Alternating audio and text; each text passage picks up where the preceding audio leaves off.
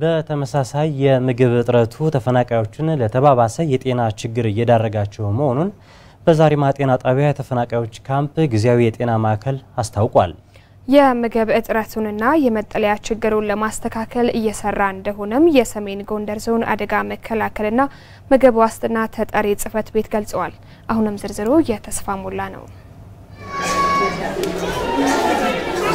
በአሸባሪው የትግራይ ወራሪ ቡድን ወረራ ምክንያት ከተለያዩ የጠለምት አካባቢዎች ተፈናቅለው በዛሪማ ሁለተኛና የመጀመሪያ ደረጃ ትምህርት ቤቶች ተጠልለው የሚገኙ ዜጎች ከ7000 በላይ ናቸው። ከቁጥራቸው ብዛት አንጻር በቂ የምኝታ ቦታ ከማጣታቸው ባሻገር የሕክምናና የምግብ እጥረት ያጋጠማቸው መሆኑንም ተፈናቃዮቹ ተናግረዋል። ሕክምና ማግኘት ቢችሉ እንኳን መድኃኒቱን ለመውሰድ በቂ ምግብ ስለማያገኙ ከህመማቸው ፈጥነው ለማገገም መቸገራቸውንም ነው ተፈናቃዮቹ የገለጹት። የሆድ በሽታ አለ፣ የበጥ በሽታ አለ፣ የማጠን በሽታ አለ፣ ልብስ የሸፈነ በሽታ እንዳናገር አፍራለሁ።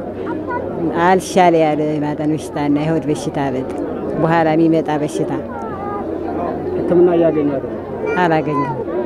ህብራንዳ 3 ቀን አድርዬ ታምሜ ይኸው አሁን 2 ወር አለቀቀኝ በሽታው። ከዛ ሲሚንቶ የተኛውበት የምግብ እጥረት በጣም አለ። ህጻኖች አሉኝ። በሽታዬ ደግሞ የማህፀን እጢ ነው። አሁን ደግሞ እየቆየ 9 ዓመት 8 ዓመት ነው። ድግም ተነሳብኝ። እነሱም ወደ ላይ ለመላክ ጥረት እያደረጉ እየታገሉ ነበረ። እኔ ሰው የለኝም፣ አቅም የለኝም፣ እንዴት ነው ማድረግ እያልኩ በየጊዜው ለነሱ እየርኩ ለሐኪሞች ያስቸገርኩ ነው።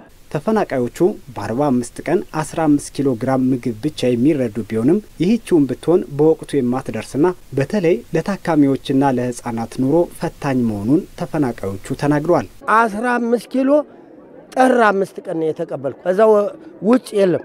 እርወናል፣ ጠምቶናል፣ ህፃኖች ይዘናል። ህፃኖች እንኳን ለህፃኖች እንኳን ለኛ ለበሽታ ህፃኖች ምናበላቸው አላገኘንም።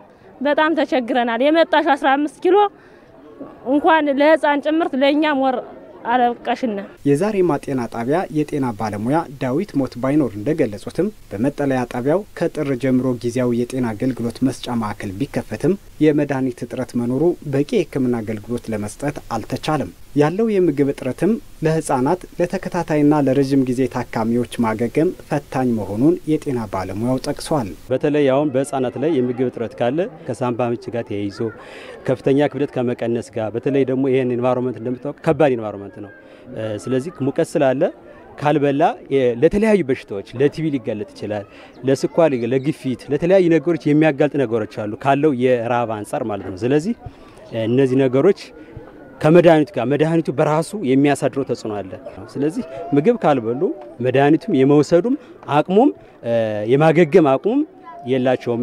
በአሁኑ ወቅት ከተለያዩ የጠለምት አካባቢዎች ወደ 140 ሺህ የሚጠጉ ዜጎች በአሸባሪው የትግራይ ወራሪ ቡድን ወረራ ምክንያት የተፈናቀሉ ሲሆን አብዛኛዎቹ ከተለያዩ የማህበረሰብ ክፍሎች ጋር ተጠግተውና ተከራይተው እየኖሩ ሲሆን ከ13000 በላይ የሚሆኑት ደግሞ በዛሪማ በደባርቅና በዳባት የመጠለያ ካምፖች ተጠልለው እንደሚገኙ የሰሜን ጎንደር ዞን አደጋ መከላከልና ምግብ ዋስትና ተጠሪ ጽሕፈት ቤት መረጃ ያሳያል። በየመጠለያ ጣቢያዎቹ እየተደረገ ያለው የሰብአዊ ድጋፍ አቅርቦት ችግር ቢኖርበትም በተለይ የምግብና የመጠለያ ችግሩ በቅርቡ ማሻሻያ ይደረግበታል ሲሉ የዞኑ አደጋ መከላከልና ምግብ ዋስትና ተጠሪ ጽሕፈት ቤት ተወካይ ኃላፊ አቶ ሙሉጌታ ባይሌ ተናግረዋል። የምግብን በተመለከተ ኦሬዲ በዚህ ሳምንት አሁን ይሰጣቸዋል፣ ምግብ በተመለከተ ማለት ነው።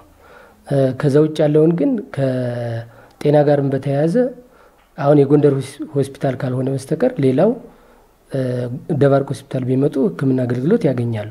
ከዛ ውጭ ግን የመጠለያን ጉዳይ በተመለከተ አሁንም ከዩኤንኤችሲአር ጋር ተነጋግረን ወደ 200 ድንኳን እያመጡ ነው ያሉት። ቦታው ስታንዳርዱን የጠበቀ ባይሆንም ያው የቦታ አቀማመጡ አስቸጋሪ ስለሆነ ባለችው ቦታ ጊዜያዊ ችግሩን እንፈታለን ብለን ፕላን አድርገናል። በዚህ ሳምንት ውስጥ እንፈታለን ብዬ አስባለሁ። በአሁኑ ወቅት እየቀረበ ያለው የሰብአዊ ድጋፍ አነስተኛ በመሆኑም የዜጎችን ችግር ለማቃለል አጋር አካላት በተጨማሪ ድጋፍ እንዲያደርጉ ተጠይቋል።